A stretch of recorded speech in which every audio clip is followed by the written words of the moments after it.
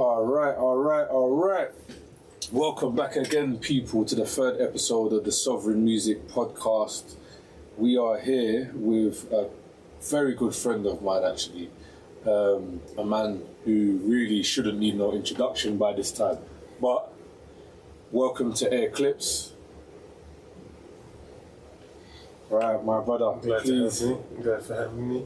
Please, obviously I've been doing a few interviews, going through a few today, with a few different people. But I always start off by getting people to introduce themselves and what they do, because I can't put the words to it sometimes, you know what I'm trying to say, so... Yeah. Well, okay, so I'm Airklipz, rapper, producer, and just general creative, I'd say. I get involved in a lot of creative endeavors, build studios, basically a lot of creative stuff. But then rapper mainly, I do a lot of rap. Okay, and so would you say the rap is what you're typically known for then, or would you say there's something else that brought people to your music before rapping? I think it's well, because I'm a big cannabis and vape enthusiast as well. I do shout out a lot of vape related stuff, and I'm a very big cannabis advocate for legalization and stuff. So that is also part of my whole legacy, I guess. So that does maybe have a 50-50 effect on why people come to know me sometimes. And that being said, right, when did you I know this question already, but can you let them know when you first got into music? Like, what got you into music? What was the thing what was the first thing you did? Like, was you started rapping first? Did you start making beats, or definitely started rapping first? Started rapping, oh gosh, I can't even remember how. I think I'd say honestly, I think I was about maybe 15 or 16, maybe 14 or 15 when I wrote my first rhymes.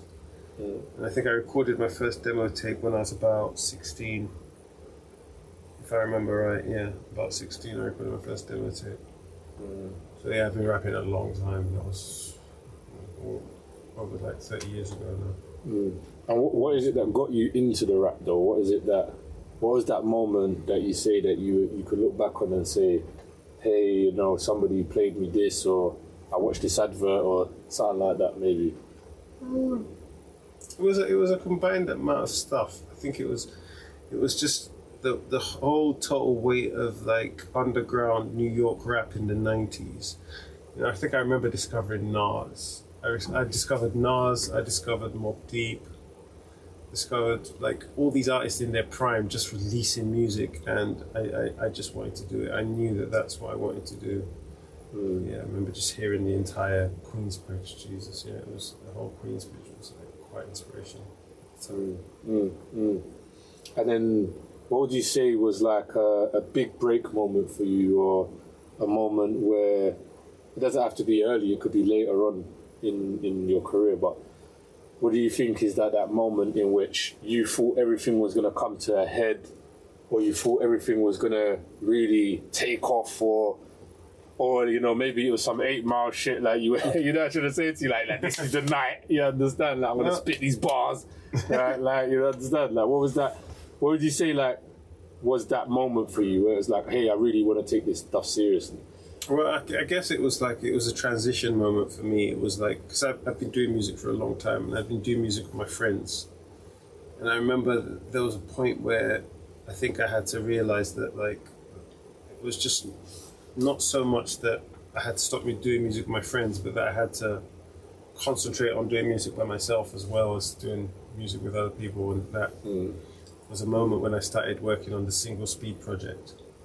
And that Single Speed project was the turning point in my career, I think, where everything became a bit more serious to me, as opposed to me kind of maybe just trying to do it with my friends and have this whole group, because we were like Underdog Records at the time. It was the transition from Underdog Records to the stuff I did after that, that was kind of the single speed project, and yeah, that was the transition moment. Do you think, kind of, with saying that every rapper kind of goes through that? Because I'm sure at some point, every rapper links a producer, and that producer kind of becomes their dog for that moment in time, and they're parring and they're making stuff together, and like you said, maybe it's a crew or man them that are rapping, or one's making beats, maybe one's a DJ, one's a dancer, or whatever, next man's a graffiti head. You get me? So do you think that with the rappers in particular, they are the ones who are more inclined to be loyal to that situation until it is like, hey, everybody is separatist thing almost, like not in a separate, because people don't want to break up friendships or that, but just. Do you think it's only the rapper that's always left with the last pick of? Because he always needs beats, innit? Right? He's always confusing something. Well, I don't know. I guess in terms of the longevity of the career, artists, the rapper can tend to be the one who's longest still trying to do it, but overall, I think the motivation is the same for artist or producer, or if it comes to a head, it comes to a head. Then if you're still going, you're still going. I guess it just depends on your love for the craft. Like as a rapper, I've seen rappers quit as well. So I guess the longevity just depends on you as a person and probably how much you love doing what you do. Like for me, it was always. I think I came to that crossroads at single speed, like I say, and it was the point where it was a kind of disillusionment where I realized I had to look to myself and say, would I keep doing this if I was never to make any money from this going forward?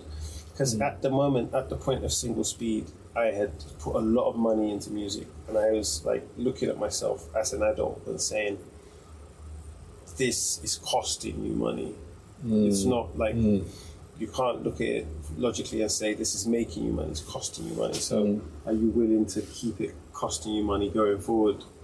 And I had to look at myself up and down and say, yes, I can, because I love doing music more than I wouldn't love doing whatever I would do with that time when I wasn't doing music. So, and that kind of brings me to the next question, which is again around what was, when you're thinking this is obviously a point of friction, isn't it? Right? That is, hey, well, can I afford to do this or not?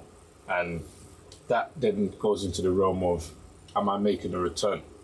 Do you understand? Is it paying for itself? Yeah. So what other problems would you say that you came up with during that time, or came up against, during that time of, hey, I want to take this seriously? Because obviously you start off, when you're spending money on it already, you're already spending money on it. But then when you decide to take it seriously, although it's like, okay, I love the craft, it's still also, I need to spend more money on it because I'm now taking it more seriously, and I still need to get a return. Do you understand what I'm trying to say? So what would you say was any other things that maybe you faced at that time to say, I'm going to be able to make this into a profitable or just a pay for itself thing? Well, I guess the main problem was up till the time when I released Single Speed, which if you check my catalogue, you'll realise is that Single Speed was the first project I had Parachute Life 1, which was on iTunes and the streaming services, but that was with another distributor. So I think Single Speed was the first project that I actually put out with DistroKid, and started putting out stuff basically, more independently than I was before. And that's when I started working with my promoter, Trevor Devine. Shout out to Trevor Devine.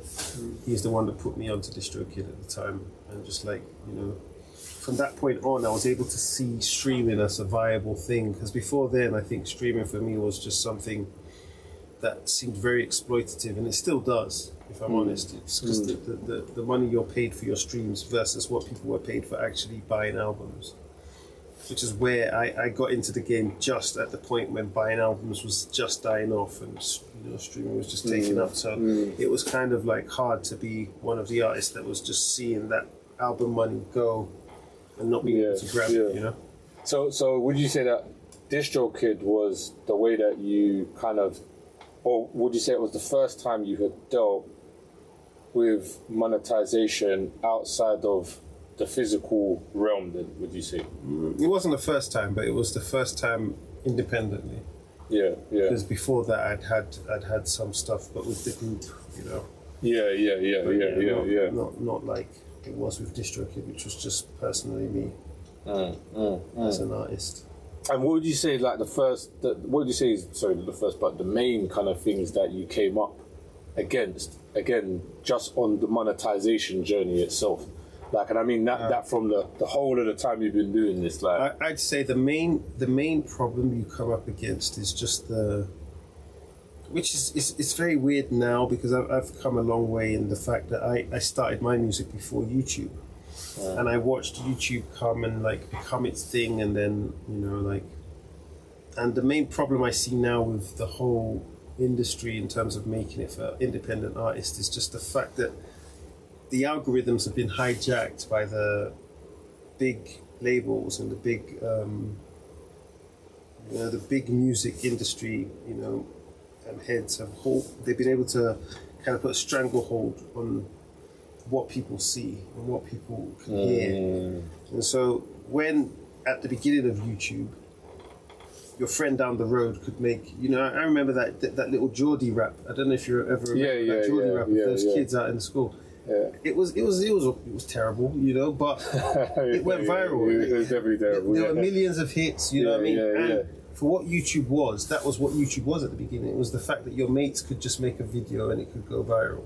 Well, I think the record companies did not like that. And so the fact now is that you just can't do that anymore, It's so hard for there to be a Krypton Conan like there was back then, And that's the point I see that's really hard to monetize. So ever since the monetization became quite serious, where it became like, okay, people are actually making money off, the streaming platforms and off YouTube, you see that the returns are so low now that the squeeze is on your algorithm for any streams that you get. And it's really hard to see like where an artist like me used to put out a video and get, on average, like I'd say like 1,000, 2,000 views.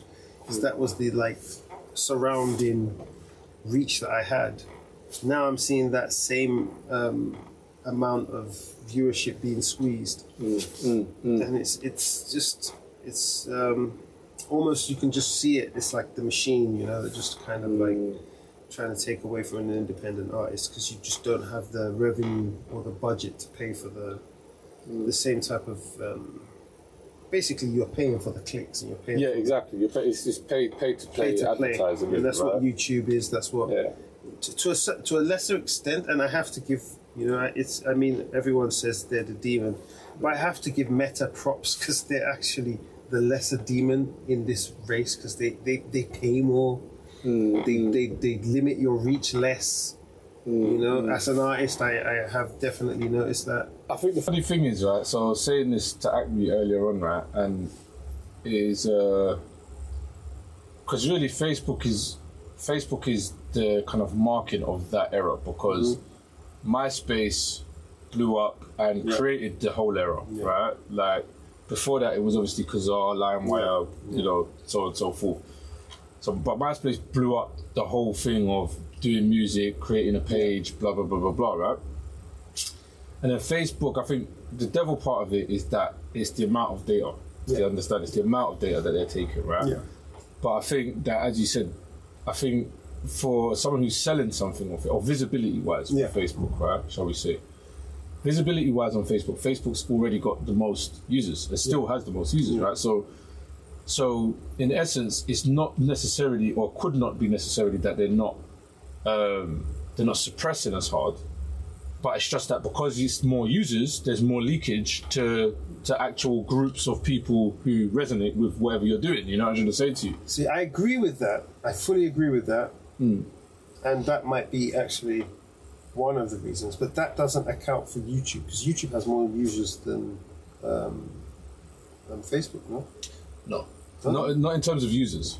Facebook has the most users as far as I'm aware. Like the most users, full stop, right? Oh, I thought of all of the social platforms. That's crazy. I thought so. YouTube had the traffic. YouTube has, I think, the most traffic. Yes, Yeah. I think because remember YouTube, you don't have to be a member to watch videos of it. So it's the most streamed site, let's say, or the most watched video site. That's true. People watch the most videos or consume the most internet Content, time, maybe basically, on content on YouTube, right? But it's funny because again, we were speaking about this earlier, is you kind of go from the MySpace times to Facebook. Kind of doesn't take over MySpace at the beginning, but MySpace kind of becomes a bit boring, a bit boring, a bit stale in terms of UI, user experience, right? Yeah, so I remember that time personally. So it becomes a bit boring, right? But MySpace, what Acme said was quite funny. MySpace actually had the best UI, not UX, but best UI, because you could actually code MySpace, right? So you could use MySpace was like a free server, a free website, right? A free web domain, everything for free, and you could have your own stylized players on there and build your own page.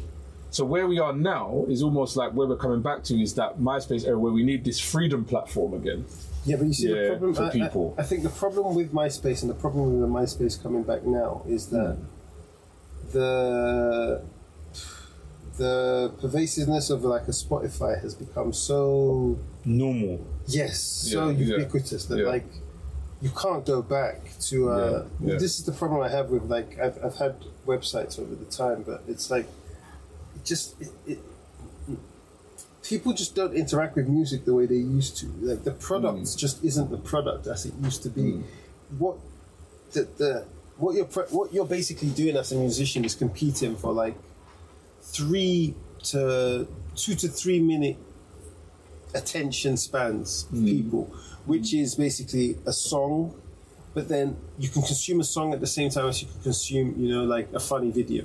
So if you merge those two together, that's what you generally have now, where you have like memes and like TikTok videos, basically, with music at the back, and that is basically competing with music videos. Music directly. Yeah. And so once you've got that, then you've got a very hard market to try and.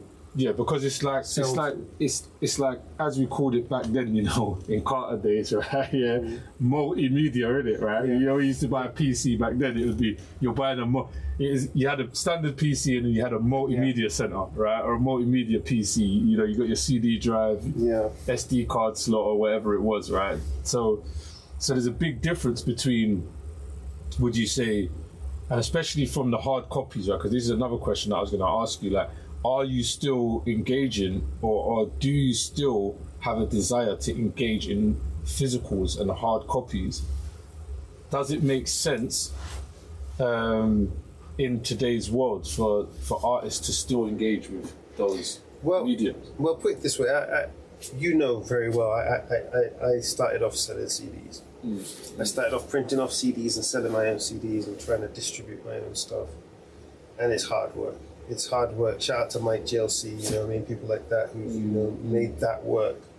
But I wasn't one of those people that could make it work. I always found at the end I'd have way more CDs than I needed, and then by the time I'd have those CDs, I couldn't afford to keep them, and I'd have to either give them away promotionally, and then by the time you give them away, then people start wanting to buy them. It's a real vicious cycle in terms of storage and printing and like keeping. So with CDs, I think I've kind of given up on CDs totally. Now, and then visibility as well. Yeah, visibility. Yeah, go on. And then who's got a CD player as well? Which yeah. But when it comes to vinyl now has taken on a very, very different, very, very different aspect where people are actively seeking out vinyl. Like I've got my Bandcamp, and someone ordered some vinyl the other day. I was actually quite shocked, and the recent releases of vinyl that I've put out, mostly on Gold on the Mixer, but I've released one recently now with Acme. We've got to a point now where the vinyl's actually selling, which is quite weird. So yeah, I'd say that would be the vinyl would probably be the only physical medium. I don't know if people are actually listening to the vinyl, which is the thing that I don't think is happening, because I have a lot of vinyl myself and I don't necessarily listen to it. I keep the vinyl for its But that's what I'm trying to say. I think it's like with vinyl, people have something tangible as they can buy and have that sentimental feeling. Yeah, and it's something to say that I support this artist. I supported it, yeah, I was there, you know. Versus, you know, you just stream an artist 1,000 times and then you have your, at the end of every year, you get your Alchemist biggest fan, you know, on Spotify, you get that in your roundup. But that doesn't really say it like, I have this album or I went to the concert and look at this, you know, memorabilia I got from the concert. I think at the end of the day, fans still want that. The fact they don't get that, I think, leaves most fans not fulfilled with the whole artist-fan experience. And so that's why the fans that actually go to gigs tend to be the fans that are more invested in artists and fans that tend to spend money and tend to keep the artistry alive. Everyone else tends to think it's just something you consume for free, you know, like in a sense of like... So it's like a difference, kind of like it's a fight between fan mentality and then also artist engagement. Yes. Because really and truthfully, an artist starts the ball rolling by being the one to engage first. Yeah. So then it is, how do people react? Yeah. Like, and again, you know, the question is, as we're saying with digital technology now, it's down to visibility, right? And even back then it was down to visibility, but now, as you said, we've got enhanced visibility, but just as I said about Facebook, there's more fish in the sea, you know what I'm trying to say to you, right? So, you know, and... but I think, like, if you look at, like, Big Nasty, I think he's the perfect example of what I'm saying here, where a lot of people know Big Nasty as TV celebrity. They know him as the guy from the memes, the guy from the, you know, a lot of people don't realize he's actually a rapper. Yeah. And we see that happen in quite a lot of situations where people kind of get to that the kind of point of fame, like existential fame, like outside of their local or their county, and then to the nation, and then from the nation to overseas. You know, because of the borderless nature of the internet. People are seeing, you know, we were laughing earlier on about the emotional damage guy, the emotional damage meme, you know, right? So these things, they just spread across the internet. And so what would you say for yourself has been like some of the models that you've seen work in terms of artists being able to monetize? Like we had a debate on Twitter Spaces a few weeks ago about direct to consumer. And would you say that this is the new, not a new thing, but would you say is this the avenue that artists should kind of where you're maybe going with stuff now? Yeah, I'm definitely going direct to consumer, but I'm taking it even a bit deeper in that I'm trying not to. I'm aiming as direct to consumer as possible. You know, I'm trying to take it in my 1 and 2 and 3 and 4 fan basis of directly trying to engage with, you know, the people that engage with me on a one-on-one basis. And obviously that's not realistic if I was to exponentially have a growth burst suddenly and I have tens of thousands of fans. But at the moment, you know, it's quite manageable, and I can, you know, say like, you know, I can engage on a one-on-one basis and kind of directly sell to the people who are directly supporting me, as opposed to trying to sell to a much bigger brand of people who I'm not necessarily sure of what, you know, they need from, you know, me as a creative. If you see what I'm trying to say. So it's kind of easier for me to be able to almost custom create what I do based on what I like to do and based on what the people who like my work like to consume. You see what I'm trying to say? So again, like, sorry, just to put a final point on it, and again, because of the nature of the podcast as well, but so what you're saying is again, you reckon that artists should be focusing on fan engagement via, let's say, community building, because this is where it all is 100% right now, whether we're talking, let's say, the current or what's coming next, it is still... It's about people. Right, because, you know, we talk about this all the time, right, that, you know, the old school thing, and we were talking about this with Tommy D, right, so shout out to Tommy D as well, right, so we're talking about this with Tommy because he wrote that book, 1,000 True Fans, right, and we were saying that, you know, back in the day, it was like 10,000 true fans, because you had to have a lot more fans to be gold or platinum, or to be able to really reach out into the wider world, because you didn't have just the internet and a million people, right? So it's like we've come from this thing of, okay, 10,000 fans, to really break even, and then 1,000 fans now, because we've got the internet and we've got all of these other things. But now, really and truthfully, it is the road to 1,000 fans, isn't it? Because it's if you got one guy that listens and two guys, as you said, that are satisfied, and then another girl, and then this person and that person, and then you've got 10 people, and then that 10 and 10 more people, 100. Do you understand? Yeah. And because this is direct to consumer, everyone, and I think I did speak to Happy about this, but it's like everybody is consuming and then also purchasing. Sharing, the value in what they're valuing, right? So everyone values similar things. However, the artist values the listener's ear, right? And the listener values the artist's output, right, or intention, right? So as the artist puts something out, this listener who really values the artist is going to give back by the only value that they know, which is the currency, right, like in their pocket, right? And if not, then maybe they want to collaborate with the artist. Hey, I can do something for you, because we find a lot of time as artists that the people who we expect around us to be able to do certain things, not that they can't, but we end up kind of bumping into people along the way who just say, hey, I'm going to do this for you, right? Yeah. Because I value the tune, or I value the beat, or... So would you say music on a shared economy is a better model than music in a give and take, because a shared economy is more like, we know that we're giving and taking, and a give and take economy is like, hey, the artist, I want your ear, and I also want your money, and or for labels, it's definitely I want your money, right? And then for the consumer, it's like, hey, I just want free stuff, I just want free tickets, I think definitely the model has to change in terms of that.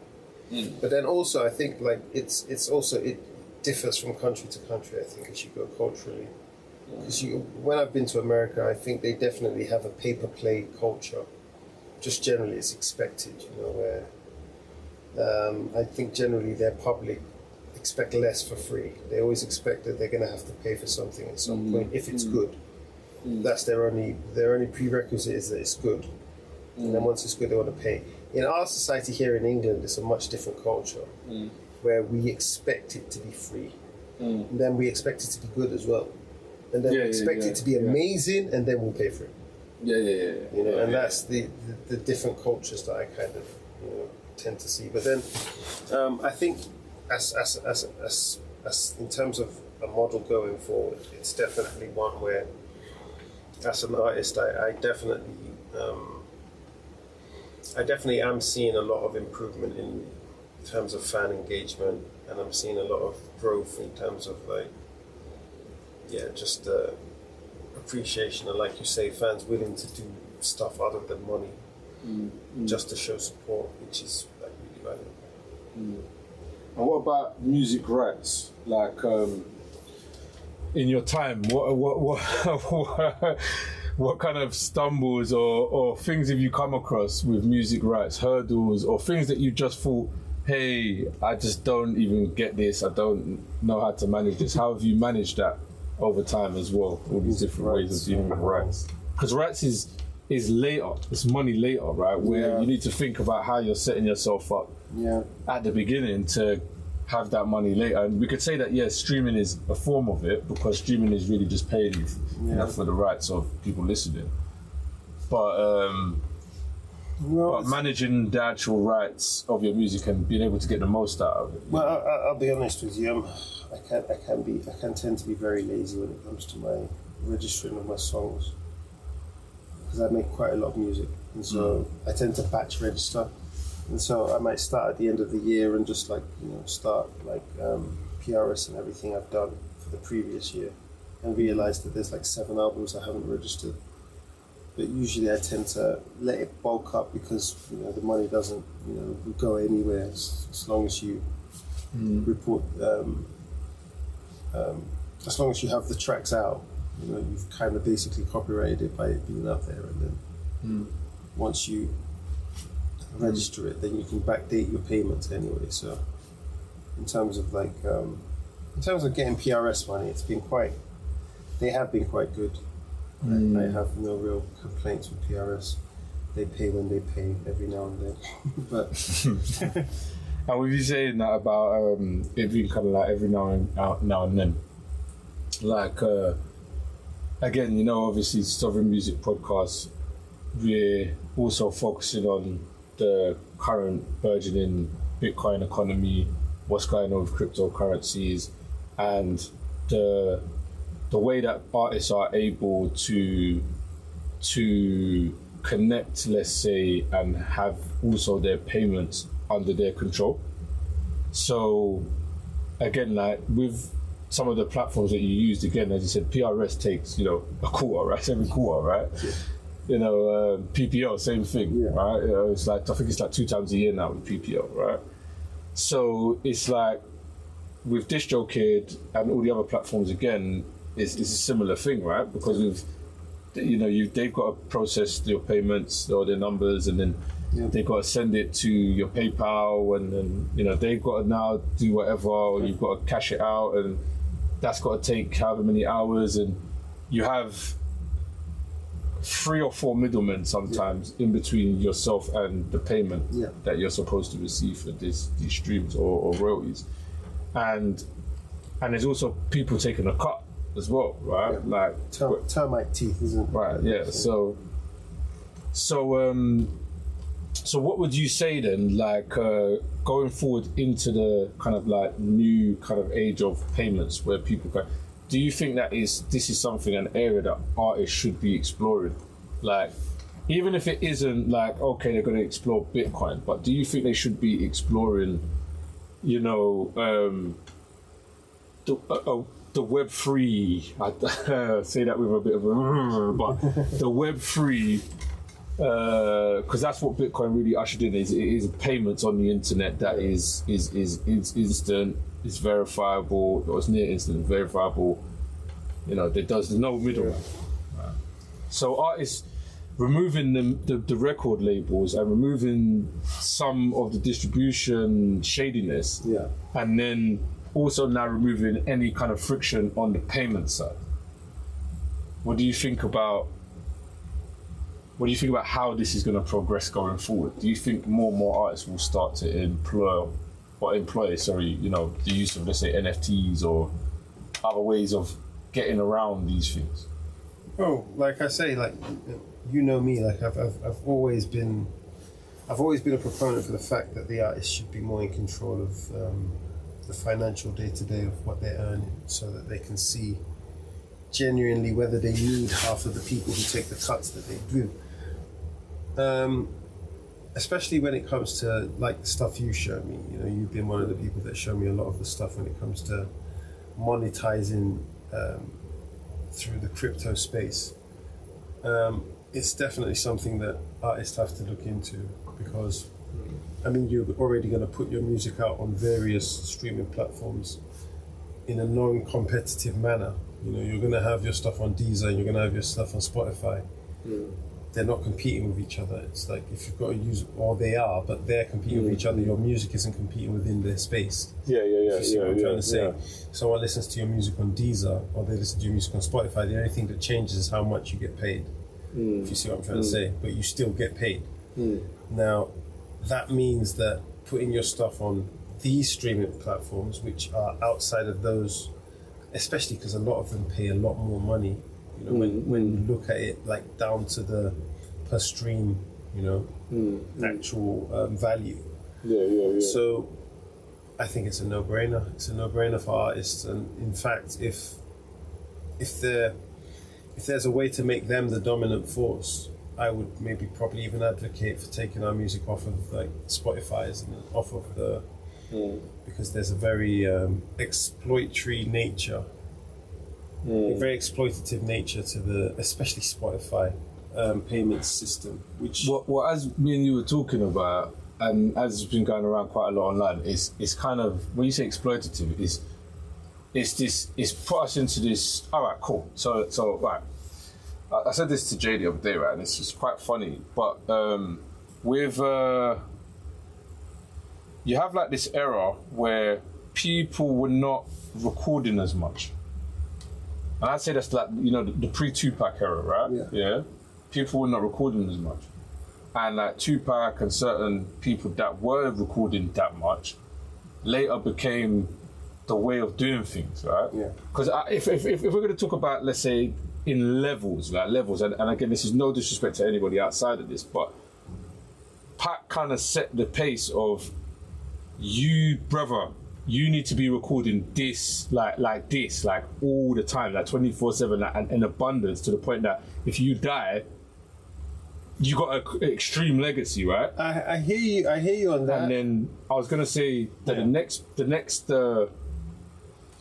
next kind of real big iteration that we see of that, because I'm not talking about, again, anybody in between is like, yeah, great, they were doing hard work. No one's not saying that there wasn't other people recording tons of material, but Pac's legacy made it prominent that you had to record like crazy. And then the next person between, for me anyway, in my eyes, is between Pac, was 50. 50 was like, you have to record and put the shit out like crazy. Do you understand what I'm trying to say to you, right? Like, because if you don't put the shit out, you know, Get Rich or Die Trying was the name of the first album, and all that them G Unit lot was doing at that point was like, they were dominating you. You go to the Chinese man, he's trying to sell you the DVDs and the CDs, bro, and it's like 50 G Unit mixtapes, bro. I think definitely it was a work rate thing, though. Yeah. Like, I think what both of those guys had in common was not necessarily like, I don't know what to say, but basically what they both had in common was like they both were willing to work as hard as they needed to make the impact that they knew they needed to make. Yeah. And I think that's just genuinely lost in most industries anyway. That's not just music in general. Like that type of work ethic is just a dying thing in general. People don't generally think they need to work as hard as those guys work to get where they get. And I think we both understand that that's not true. You know, like the real people who actually make it, like the Drakes of this world. You know, like I'm not really a big Drake fan, but you know, you have to appreciate that to get to where he is. You have to put in a level of work. You have to put in a level of work, An obscene level of work. You have to be in so many places on a daily basis. But the thing is, don't you think, even though the culture of that is kind of died out, it's been exacerbated by the major platforms? Because the major platforms now, because you know, you speak to a lot of guys, you see a lot of video online where they're like, oh, it's a consistency game, right?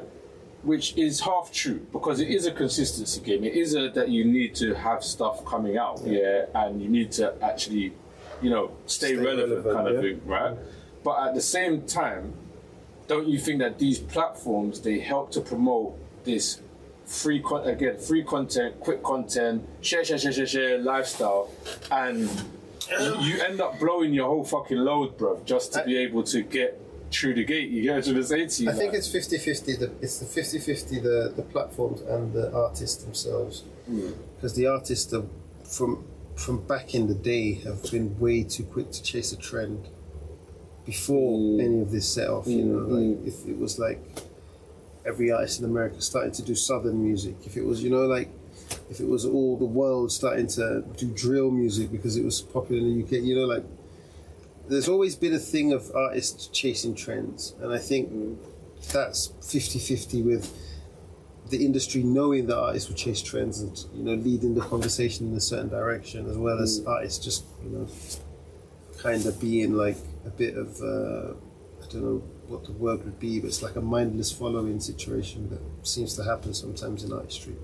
So I wouldn't always blame the platform, in all honesty. I'd blame a lot of times the artists themselves, because it's the same with Spotify. I mean, like I say, it's very exploitative, but we're all on it.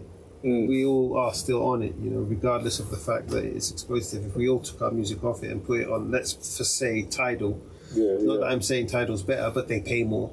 You see what I mean? We would, in one fell swoop, you know.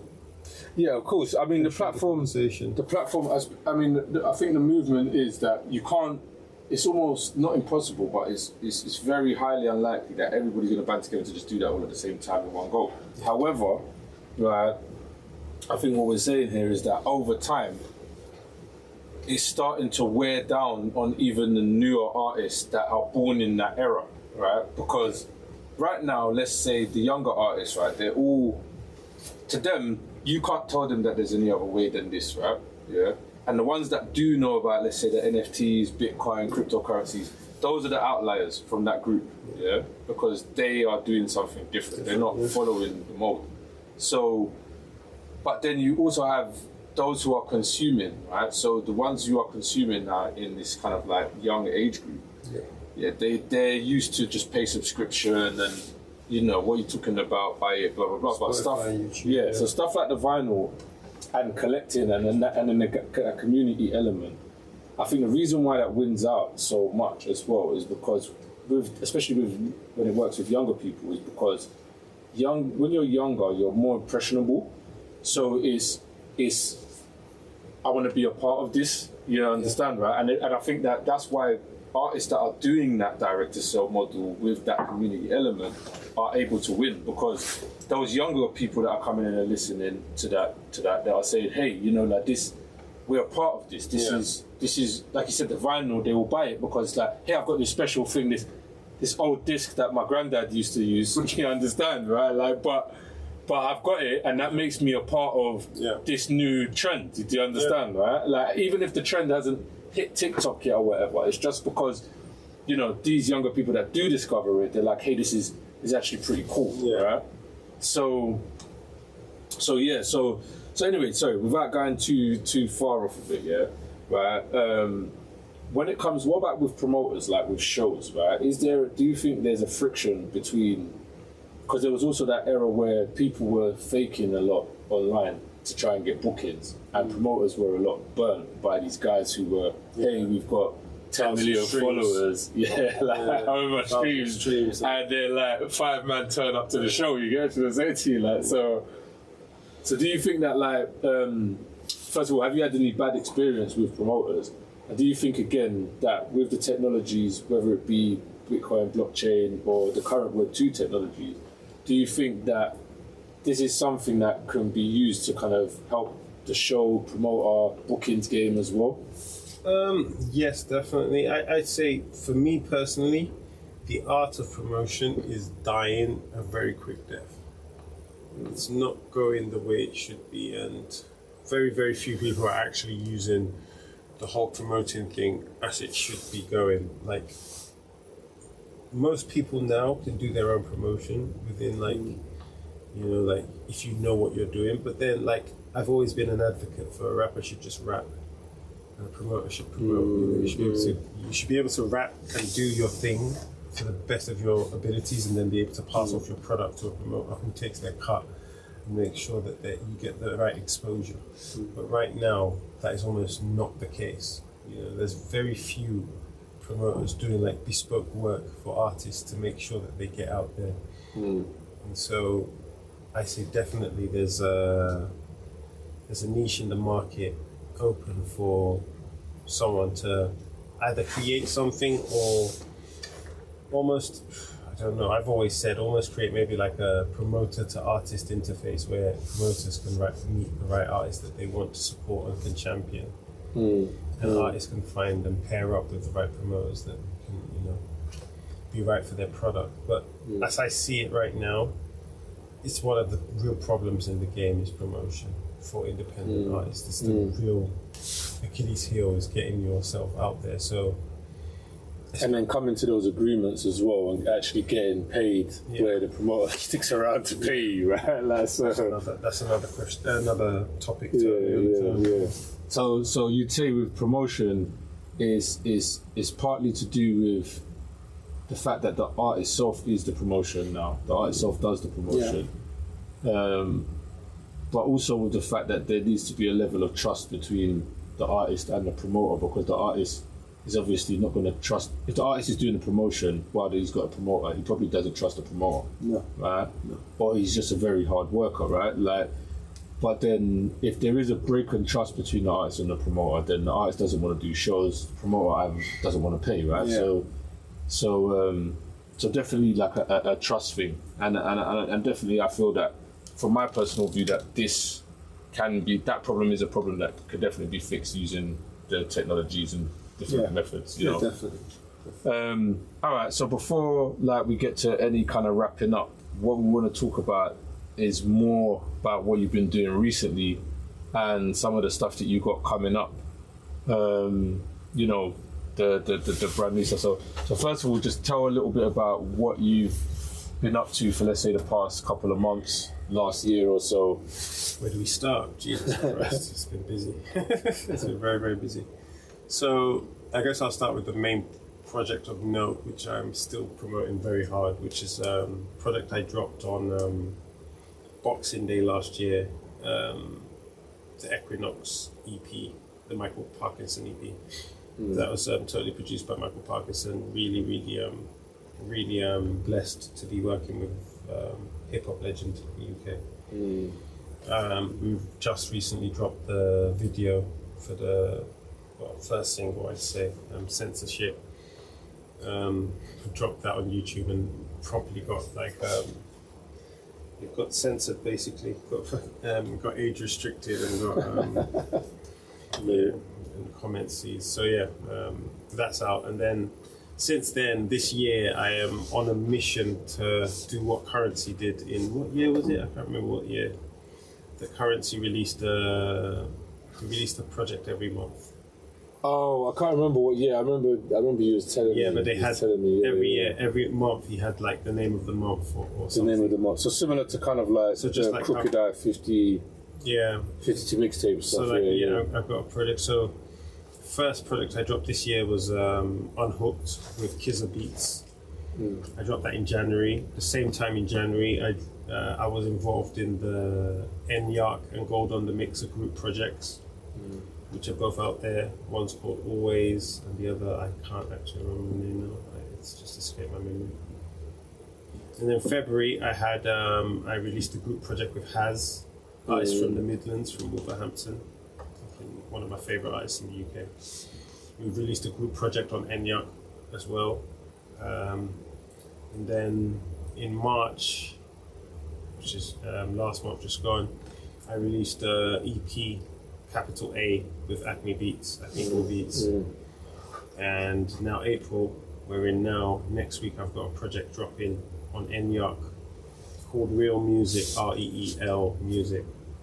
And that would be the fourth project of the year. I've also got a project dropping next month with Silver Grey and Acme Beats as well. So yeah, a lot of music coming out. The Real Music also has got a feature from yours truly. You know what I mean? Exactly. Yeah. So just obviously, because me and you have been discussing obviously outside of the conversation, just some of the platforms. Can you remember any of the platforms that we've spoken about that really are interesting you? Let's say in the Bitcoin, crypto economy, crypto world, or I think Wavlake. You did. You've shown me some stuff about Wavlake, and I've looked up some stuff about them. They do look very attractive, if I'm honest. So I'm probably going to be trying to get set up there very, very soon. Probably in the next week. Yeah. So again, to the people that's going to be listening on Fountain right now, you'll be able to find Airklipz or anywhere on the Bitcoin blockchain or more. You'll be able to find some of Airklipz material coming up on Wavlake. I know people are going to kill me for that, but probably very, very soon. And I definitely know Airklipz is around a ton of great artists who are like doing some great things. So it's going to be crazy to see some of that collection actually like make it over to Bitcoin, and you start exploring you know, what's going on in the V4V world, and Looking forward to it. you know, ordinals and all of the rest of it, right? So, and for the ones of you who hate ordinals, yes, you know, people do like music still, no matter whether it's on ordinals or not, or if it's on a piece of toilet paper, bro. So, you know, just have to deal with it, right? But yeah, all right, cool. Listen, let them know where they can get at you. Yeah, like where's the places that they can find you online, and basically, if you search all the social media platforms, AIRKLIPZ, Airklipz, you'll find me. Google my stuff. I've got music on all the social media platforms. You know, all the DSPs. I'm out there as well. So yeah, follow me and stay tuned for all my new music coming up. yeah, man. Cool. People, see you on the next one. Big up. Thanks for having me.